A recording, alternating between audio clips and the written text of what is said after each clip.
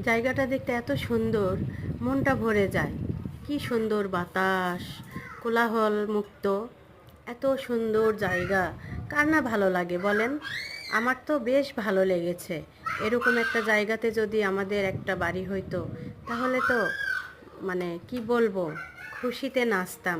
কিন্তু এটা আমাদের দেশের বাড়ি থেকে অনেক অনেক দূরে, এই কারণে এখানে জায়গাটা কেনা হলো না। এটা প্লট হিসাবে বিক্রি হচ্ছে। এত সুন্দর একটা জায়গা, আমার তো দেখে খুবই ভালো লাগছে, কিন্তু দুঃখের বিষয় আমরা নিলাম না।